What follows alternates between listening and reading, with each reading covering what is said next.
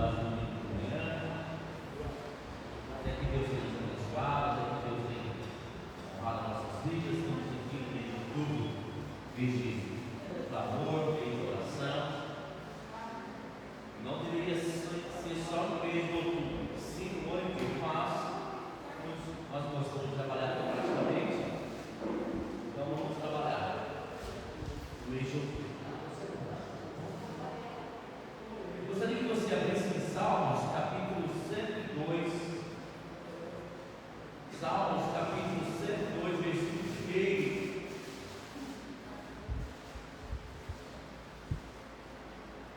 Salmos, capítulo 102, versículo 1. É o hábito de falar no Salmo, capítulo e versículo. O Salmo não existe capítulo e nem versículo, mas é o hábito de dizer, amém, igreja? Só para vocês terem uma noção. Mas vamos lá. Porque é cântico. Salmos, capítulo 102, versículo 1. Diz assim: ó Senhor, ouve a minha oração. Chega a ti o meu pedido, socorro. Não esconde de mim a tua face no dia da minha angústia. Inclina para mim os teus ouvidos. Responde o meu clamor com urgência. Não sei qual versão está escrito na sua Bíblia. Aqui diz: responde o meu clamor com urgência. E assim, muitos fazem essa oração com urgência. Senhor, para ontem. Senhor, não aguento mais. Senhor, estou pronto a fazer uma loucura. E aí começa a vir todos os questionamentos que são praticados em nossas vidas. Mas, Senhor, meu clamor ouve com urgência. Vamos orar com Jesus? Deus vai, cuide de nós nessa manhã de domingo, Senhor. Pai, o Senhor conhece o coração de cada pessoa, Senhor. O Senhor conhece a necessidade de cada um, Senhor. Muitos estão clamando, Senhor, há anos, Senhor Jesus. Muitos estão clamando há anos por um milagre, Senhor. E nós estamos aqui como igreja nessa manhã de domingo, Senhor, clamando, Senhor, com urgência na área, meu Pai, da política, Senhor. Meu Pai, que realmente homens, nós estamos em época de eleição, Senhor, época de prefeitos, vereadores, Senhor Jesus, que seja homens idôneos, Senhor Jesus, homens responsáveis, seja homem, meu Pai, que vai fazer a diferença, Senhor Jesus. Por consequência desses homens, Senhor Jesus, por consequência da liderança, no modo geral, o povo sofre, Senhor. Então eu lhe peço, meu Pai, que aí temos aqui menos de, talvez um mês, Senhor Jesus, para a eleição, pelo menos o primeiro turno, Senhor. Meu Pai, eu não sei quem são os vereadores dessa cidade, eu conheço um ou outro, ouvi falar, mas todos não sei, Senhor. Também não sei o prefeito, Senhor. Mas nós pedimos aqui com urgência, Senhor Jesus. Pai, que entre lá dentro com pessoas, pelo menos pessoas responsáveis, pelo menos pessoas que são tementes a Deus e que não irá desviar desses 4 anos assim ganhar, Senhor. Meu Pai, eu peço, meu Pai, para o Senhor Jesus, toda pessoa, meu Pai, que tem intenção, meu Pai, de discriminar algo sobre o cristianismo que nem ganha, Senhor. Toda pessoa que queira ganhar com a intenção, meu Pai, de fazer uma acepção, Senhor, que nem ganha, Senhor. Outras pessoas que querem ganhar, poder ganhar, Senhor Jesus, que nem ganha, Senhor. Que ganha pessoas, Senhor. Nós somos Romanos 13, fala que todas as pessoas que são direcionadas por Deus, sejam atuais ou futuros, Senhor. Então nós devemos clamar agora, Senhor. Que depois que foi eleito, não adianta nós criticarmos, não adianta nós murmurarmos, Senhor. Nós temos que obedecer, Senhor. Vamos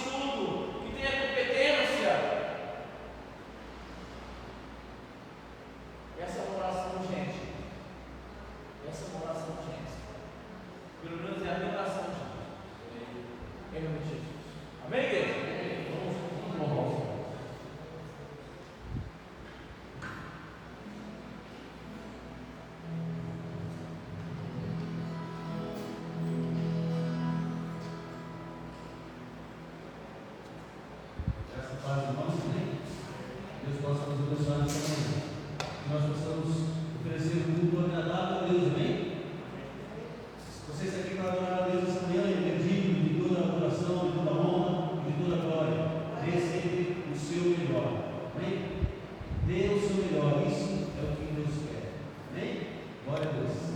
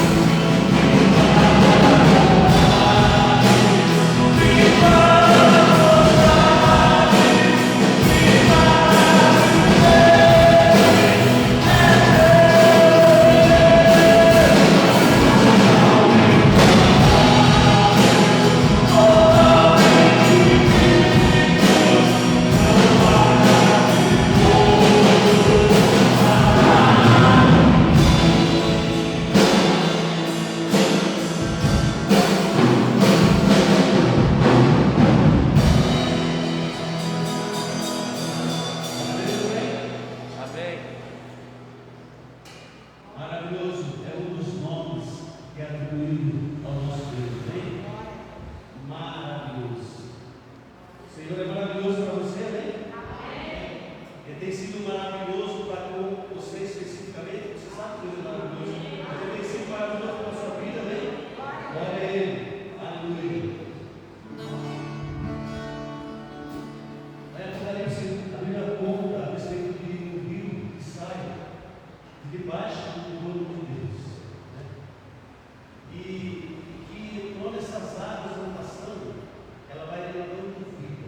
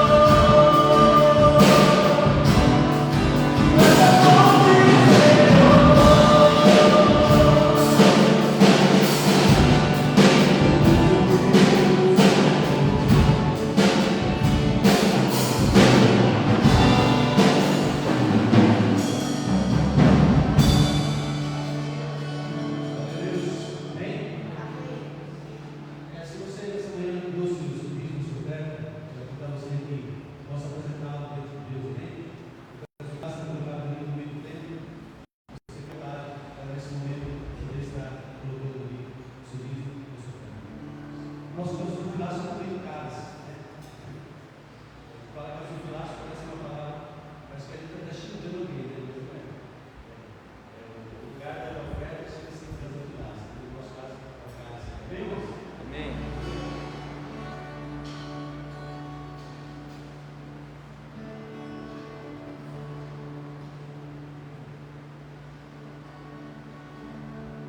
Você é como um farol nesse mundo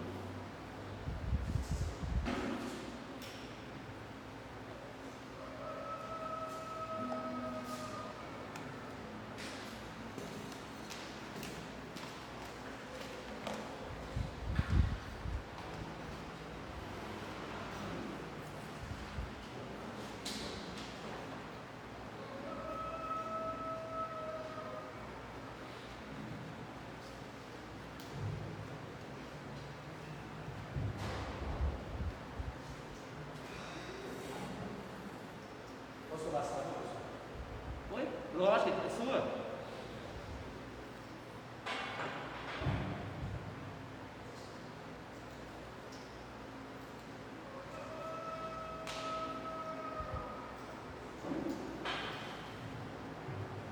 Eu estou extremamente feliz porque Deus me dá a oportunidade essa manhã de trazer ou ler, estudar junto com os irmãos o trecho da sua palavra.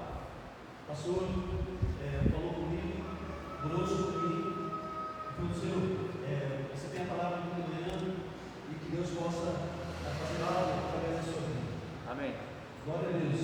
Muito obrigado. Eu agradeço a Deus por essa oportunidade. Agradeço o pastor da igreja. Eu quero desejar, assim, me colocar debaixo das mãos poderosas de Deus, porque nada de mim possa macular a palavra, mas que o Espírito Santo de Deus ele tenha plena liberdade para falar comigo e tenha plena liberdade para falar com os irmãos. Eu tenho certeza que, muito além do que qualquer coisa que eu possa dizer, ao você ler a palavra, você escutar a palavra, você meditar nessa palavra, o próprio Espírito Santo de Deus vai falar com você, vai falar no seu coração. Aquilo que eu não tenho a menor capacidade de fazer, o Espírito Santo de Deus vai fazer sobre a sua vida nessa manhã também, em nome do Senhor Jesus. Amém, irmãos? Eu queria pedir para você, se você trouxe a sua Bíblia, se você tem o seu celular, a sua Bíblia no celular, qualquer meio que você tenha, que você possa abrir Romanos 11, 33, é um texto muito conhecido, um texto fantástico, que nosso irmão apóstolo Paulo escreveu, algo maravilhoso, um texto riquíssimo. Isso transfere para nós grande responsabilidade, mas eu sei que eu não sou capaz de ter essa responsabilidade, mas o texto é riquíssimo, ele vai falar no seu coração. Romanos 11, 33. Ó profundidade da riqueza, tanto da sabedoria como do conhecimento de Deus. Quão insondáveis são os seus juízos e quão inescrutáveis os seus caminhos. Quem, pois, conheceu a mente do Senhor? Ou quem foi o seu conselheiro? Ou quem primeiro lhe deu a ele, para que lhe venha a ser distribuído? Porque dele, e por meio dele, e para ele, são todas as coisas. A ele, pois, a glória eternamente. Amém. Glória a Deus. Deus já falou com você, amém? Amém. Glória a Deus. Aleluia. Irmãos, essa palavra profundidade, eu queria que nós pensássemos que ela não significa que é algo que está tão longe, tão profundo, que a gente não possa alcançar. Não é esse entendimento que eu tenho dessa palavra. Essa palavra profundidade, ela diz respeito a uma plenitude, a uma vastidão, a uma coisa inexaurível, que não se acaba, é profundo, é vasto, é imenso, é um grande depósito. Ó profundidade da riqueza. Eu estava pensando sobre isso, e aqui ele fala que a riqueza é o conhecimento e a sabedoria de Deus. O conhecimento e a sabedoria de Deus são verdadeiras riquezas. Quando nós andamos na palavra de Deus, nós obedecemos ao Senhor, nós conhecemos e prosseguimos em conhecer a palavra de Deus, nós recebemos depósitos valiosos sobre a nossa vida, riquezas que delas nos tirar sustento, delas nos tirar livramento. Dessa riqueza nós vamos ter tudo que é necessário para viver e para chegarmos intactos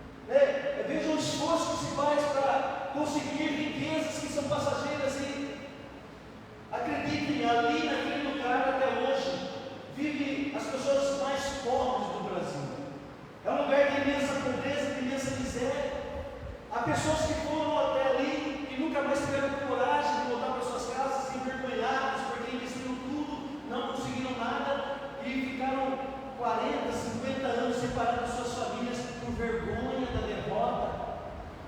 Mas a palavra diz que o conhecimento e a sabedoria de Deus é uma riqueza inexaurível, que não se acaba.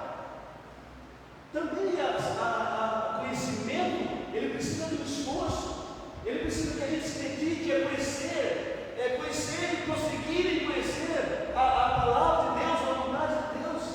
E quando nós conhecemos a vontade de Deus, ela nos traz todos os benefícios que Deus preparou para nós. Quando nós andamos na palavra de Deus, nós temos segurança. Você olha para o mundo hoje, há uma grande incerteza sobre todas as coisas, há uma grande incerteza sobre o Covid-19, há uma grande incerteza do que existe ali na frente. Mas quando você olha para a palavra de Deus, para a riqueza, para a profundidade da palavra de Deus, você tem pleno conhecimento de tudo que vem ali pela frente. Você sabe porque as coisas já estão reveladas. Deus já comunicou, Deus já falou.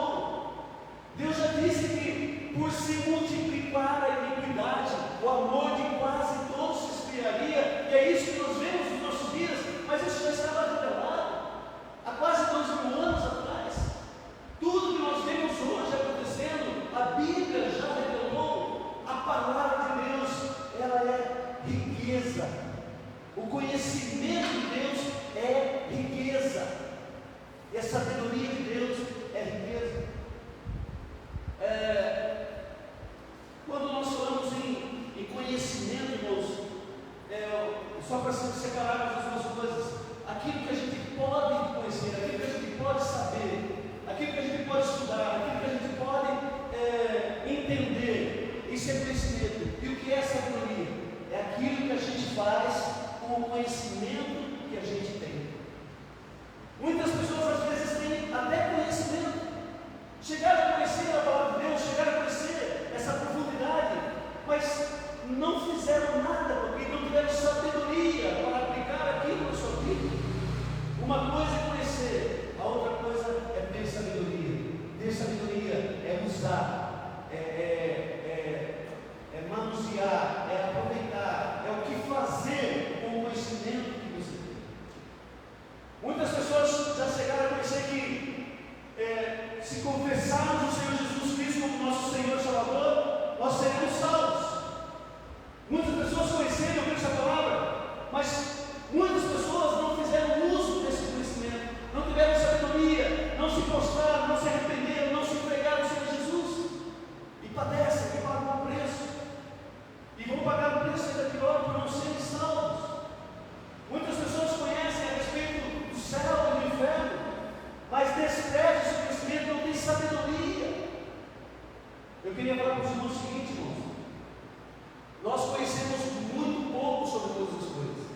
Se eu perguntar para vocês o que nós conhecemos a respeito de antes do Gênesis, o Gênesis começa assim: no princípio criou Deus os céus e a terra. Mas e antes do Gênesis? Deus é eterno. O que havia antes do Gênesis? Nada.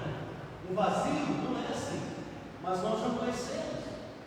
Se eu perguntar para os irmãos o que há depois do Apocalipse, nós não sabemos. A Bíblia relata até certo ponto os 1000 anos e a derrota final de Satanás, mas depois há muito pouca coisa revelada. O que vai ser depois do Apocalipse? Nós não sabemos. Lá em Deuteronômio 29 diz que as coisas reveladas são para nós, mas tem coisas que estão escondidas, que Deus não revelou. E por que Deus não faz? Porque nós não temos ainda a capacidade de compreender. O próprio Senhor Jesus falou que, olha, eu estou entregando para vocês por enquanto isso, porque é o que vocês têm condições de receber. Vocês não podem receber mais do que isso. Não adiantaria eu passar esse conhecimento, vocês não têm ainda condições de receber. Por isso que há coisas que são reveladas e há coisas que são desconhecidas. Mas tudo aquilo que nós precisamos, tudo aquilo que é necessário, Deus revelou. Não é que Deus esconde tudo no baú. Não, nada disso. Ele nos traz conforme a nossa capacidade.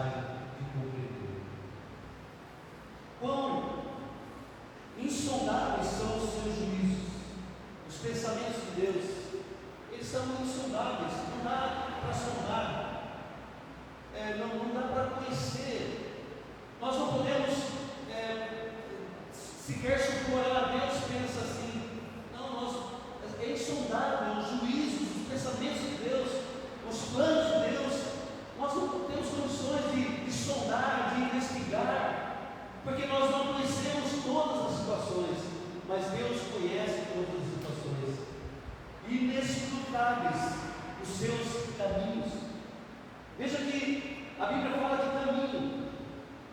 Caminho é algo preparado para andarmos nele. Caminho também é o que traz a ideia de uma construção, de algo que sai do ponto inicial, leva ao ponto final. Mas os caminhos de Deus são inescrutáveis. O que é inescrutáveis? Não se pode investigar ou compreender. Duas realidades independentes existem em pé de igualdade. Uma que pertence a esse mundo e que, portanto, é conhecida, e outra fora dele, e que, portanto, é inescrutável. Existem duas realidades, irmãos. Quando eu penso sobre isso, eu sempre falo desse texto lá de Eliseu. Quando o exército cercou a cidade onde o profeta Eliseu estava, e o moço dele ficou assustado porque viu aqueles exércitos. Então ele estava vendo uma realidade, aquilo que se pode conhecer. Mas aí Eliseu orou a Deus: abra os olhos dele para que ele veja o que eu estou vendo. E quando Deus abriu os olhos do moço de Eliseu, ele viu que cercando aquele exército humano havia carros e cavalos de fogo. Vocês entendem, irmãos? Existem nesse exato momento duas realidades distintas acontecendo: a realidade física, humana, material, e a realidade espiritual. E nós não conhecemos todas as coisas, mas Deus conhece. E quando nós estamos firmados em Deus, na Sua palavra, nós estamos seguros, porque o Deus que sabe todas as coisas está nos guardando. Às vezes nós não compreendemos alguma coisa que acontece e nós achamos que aquilo não deveria ser daquela forma, mas lá nos planos de Deus, as coisas estão acontecendo exatamente como devem acontecer, como tem que acontecer. E Deus, Ele faz isso não apenas por conta de um plano geral para toda a humanidade. Ele faz isso também por conta de um plano específico para a sua e para a minha vida. Irmãos, não pense que Deus trata tudo como apenas no geral. Deus também tem as coisas que acontecem. A Covid-19 também tem a ver com os planos de Deus para a sua e para a minha vida. Amém, irmãos? Sim. No meio dessas coisas todas, Deus está trabalhando, Deus está tratando especificamente comigo. De céu. É com você, é para você. Essas coisas estão trabalhando na sua vida. Então Deus faz. Quando nós obedecemos a palavra, obedecemos ao Senhor, andamos nos seus caminhos, aqueles caminhos que Ele preparou para que andássemos dele, nós descansamos naquele que conhece as coisas visíveis e as invisíveis, as coisas do passado, do presente e do futuro, e nós temos segurança. Amém? Eu fiquei imaginando nesses lugares onde a guerra é um lugar de campo minado. Quem já ouviu falar de campo minado? As pessoas vão lá, cavocam o chão, colocam minas terrestres, e se alguém pisar em cima daquela mina, ela explode. E a gente tem notícias de pessoas que perdem as pernas, perdem partes do corpo, que morrem nessas explosões. E a gente sabe que até hoje existem lugares no mundo que são campos minados. Estão lá, as pessoas não podem passar por ali. Essa semana eu não li a matéria, mas disse que foi desarmada a maior bomba da Segunda Guerra Mundial. Foi detonada esses dias aí. Olha, a Segunda Guerra Mundial em 1945 e a bomba está sendo detonada agora em 2020. Então, existem campos minados. E quando você passa por ele, imagina esses ladrilhos, pode ser qualquer um deles, e você não sabe. Mas Deus sabe. Deus sabe onde está cada perigo, cada situação, e Ele conduz você, conduz os seus passos por aqueles lugares onde a bomba não vai detonar. Quando nós obedecemos a Deus, quando nós andamos na palavra de Deus, quando nós desfrutamos do conhecimento e da sabedoria de Deus, que é infinitamente maior, incomparavelmente maior do que a nossa própria sabedoria, nós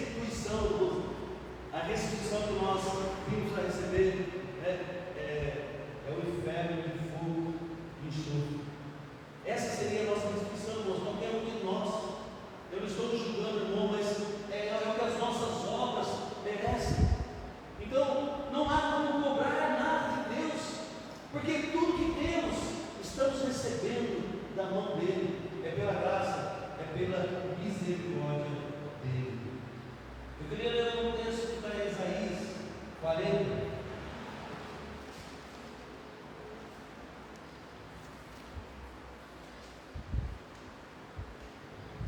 E também diz assim, lá no versículo 13: quem guiou o Espírito do Senhor? Ou como seu conselheiro o ensinou? Com quem tomou ele conselho para que lhe desse compreensão? Quem o instruiu na vereda do juízo e lhe ensinou sabedoria e lhe mostrou o caminho do entendimento? Quem? O Senhor, Ele tem toda a sabedoria, todo o conhecimento, Ele sabe todas as coisas, Ele é perfeito, todas as suas obras são perfeitas, todos os seus juízos verdadeiros, o seu caminho é reto, é puro, é santo. Não há quem possa aconselhar o Senhor. Às vezes a gente tem alguns personagens da Bíblia, como Moisés, né, que era amigo de Deus, que viu Deus, pelo menos pelas costas, que Deus se apresentou para ele. Será que Moisés poderia aconselhar a Deus? Não, muito pelo contrário. Moisés, ele nem sequer pôde entrar na terra prometida. Não há, irmãos, Deus, ele é sábio demais, Ele é conhecedor, Ele domina sobre todas as coisas. Então é seguro, é bom, é agradável, é confiável andarmos no caminho do Senhor, obedecermos a Sua palavra, andarmos com Ele. Se Ele diz faça, faça. Se Ele diz não faça, não faça. Isso é seguro. Amém, irmãos? Amém. E por fim, essa palavra de Paulo, né? Um texto maravilhoso, porque dele, e por meio dele, e para ele, são todas as coisas. A ele, pois, a glória eternamente. Amém. Quando fala todas as coisas, são todas as coisas. Né? Nada fica. Dele, tudo é dele. Do Senhor é a terra e a sua plenitude, o mundo e os que nele habitam, homens, animais. A Bíblia diz que as árvores se dobram, os montes se dobram, se nós não clamarmos, as rochas clamam. Tudo pertence ao Senhor e tudo é para a glória dele. Tudo é sustentado pelo Senhor. Deus trabalha diariamente para sustentar todas as coisas, e todas as coisas glorificam o nome do Senhor. Se todas as coisas glorificam o Senhor, por que nós não glorificaríamos o Senhor? Nós também devemos glorificar a Deus com a nossa vida. E também fala sobre a nossa salvação. A nossa salvação é obra completa de Deus. Deus é o idealizador da nossa salvação. Nossa redenção não começa no tempo, mas na eternidade. Não começou ali em Gênesis 1:1, no princípio criou Deus o céu e a terra, mas começou antes. A Bíblia diz que antes da fundação do mundo, Deus já providenciou a nossa salvação. A nossa salvação não começa na terra, mas no céu.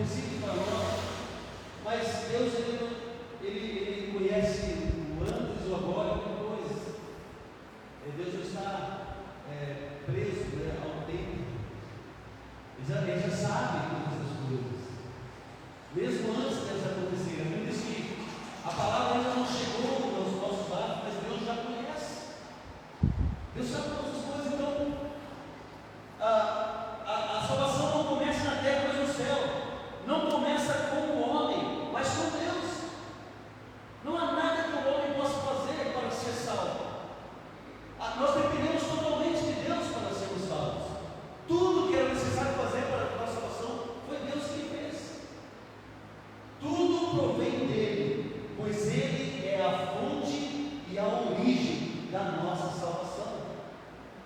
Amém, irmãos? Amém. O Evangelho não é uma tentativa do homem encontrar Deus. Nós falamos sobre isso quando estudamos sobre as religiões. Religiões são as formas humanas de tentar encontrar Deus. O Evangelho não é uma tentativa do homem encontrar a Deus, é a decisão de Deus de buscar o homem perdido. Deus é que decidiu buscar. Deus é que deixou as 99 ovelhas a no aprisco e foi em busca da ovelha, resgatar a ovelha que estava perdida. É uma decisão de Deus. Deus é que fez isso. Ele é o idealizador da nossa salvação, porque dele, Ele é o idealizador da nossa salvação. Ele é também o executor da nossa salvação. Ele não apenas idealizou, mas ele também realizou a salvação. Para executar a salvação, o Verbo de Deus se fez carne e habitou entre nós. Irmãos, isso é incompreensível para mim. O próprio Deus, Ele se fez carne, Ele se tornou carne e habitou entre nós. E vimos a sua glória, como tudo Egito do Pai. Mas sabe o que a Bíblia diz? Diz que veio para o que era os seus, mas os seus não receberam. Deus esteve entre nós, irmãos, e nós não reconhecemos que Ele era Deus, não recebemos. Aí você fala, aqueles homens lá, não é aqueles homens lá, não, os homens dos nossos dias, não reconhecem, não recebem. Mas a Bíblia diz que o próprio Deus, o Criador, aquele que tem toda a sabedoria e entendimento, Ele se fez carne e habitou entre nós. Ele nasceu como um nenenzinho lá. Ele viveu como homem e Ele esteve entre nós. O unigênito do Pai, da mesma essência do Pai, esvaziou-se e assumiu a forma humana. Olha, para Deus assumir a forma humana, Ele precisou se esvaziar. Já pensou nisso? Deus precisou se esvaziar para assumir a forma humana. Sendo Deus, Ele se fez homem, sendo exaltado pelos anjos. Irmãos, os anjos se prostram diante do Senhor Jesus. Os anjos cobrem seus rostos. Ele diz: Santo, Santo, Santo é o Senhor dos exércitos. Os anjos se exaltam. Os anjos tremem, eles se prostram, eles adoram. Mas sendo exaltado pelos anjos, Ele se fez servo. Servo, irmãos, na linguagem de escravo, de serviçal, daquele que vem para ser usado, para servir. Sendo imaculado, se fez pecado por nós. A Bíblia diz que Jesus foi o único homem que viveu sobre essa terra que não teve nenhum pecado, mas sendo imaculado, Ele se fez pecado por nós. Sendo bendito, Ele se fez maldição. Maldito todo aquele que foi pendurado na madeira. Ele sendo bendito, quer dizer, sendo alvo, merecedor de glória, de bendição, Ele se fez maldição e as pessoas meneavam a cabeça, e as pessoas cuspiam na face dele e o insultaram. Ele se fez maldição em nosso lugar para realizar a obra que Ele mesmo planejou. Sendo rico, se fez pobre. Sendo o autor da vida, Ele morreu pelos nossos pecados. Deus mesmo, porque dele, por Ele mesmo realizou a obra de salvação na nossa vida. E para Ele, o propósito da nossa salvação é glorificado.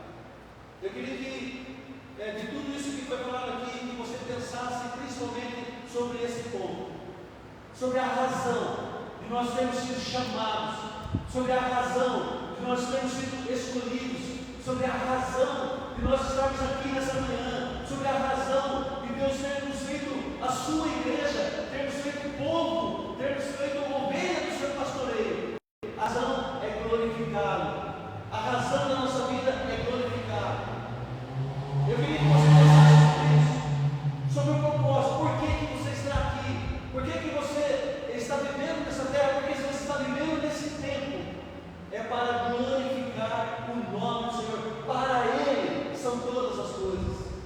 quer comais, quer bebais, ou façais qualquer outra coisa, fazei tudo para a glória de Deus.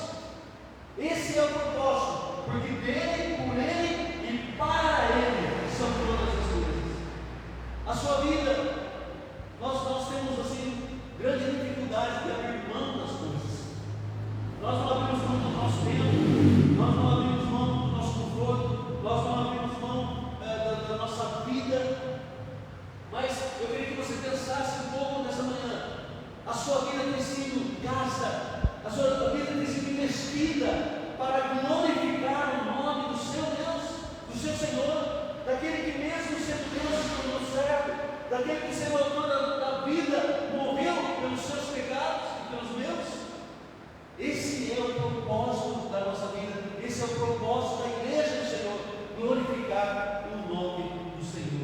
A salvação não é uma medalha de honra ou mérito que ostentamos no campeonato da vida. Olha, a minha medalha, eu sou salvo, lá é um perdedor, não foi salvo, não é, irmãos. Não é um troféu que levantamos no pódio da exaltação humana. Nós não temos nem por que sermos exaltados, porque a nossa salvação custou a vida daquele que é justo, daquele que é santo, daquele que é Deus, daquele que é o Filho de Deus. Como podemos nos exaltar? Sabe, quando nós nos reunimos para a ceia, a Bíblia fala em comemorarmos a ceia até a sua volta.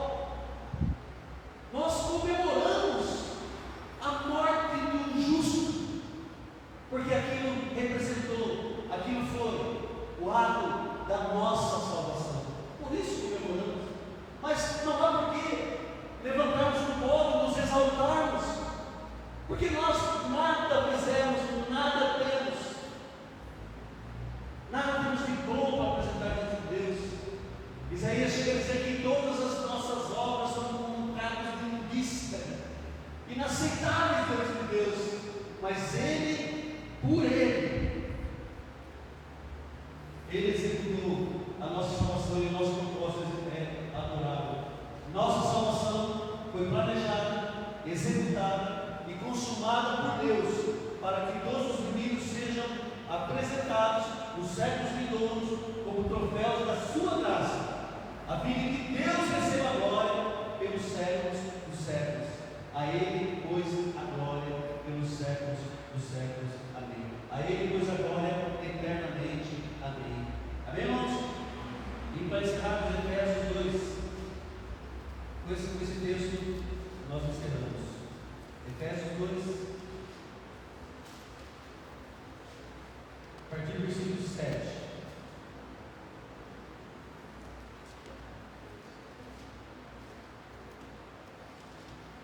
Eu vou ler a partir do versículo 4. Mas Deus, sendo rico em misericórdia, por causa do grande amor com que nos amou, e estando nós mortos em nossos delitos, nos deu vida juntamente com Cristo, e a graça foi salvos. E juntamente com Ele nos ressuscitou e nos fez assentar nos lugares celestiais em Cristo Jesus, para mostrar nos séculos vindouros a suprema riqueza da sua graça, em bondade para conosco em Cristo Jesus. Porque pela graça sois salvos, mediante a fé, e isso não vem de vós, é dom de Deus, não de obras, para que ninguém se glorie, pois somos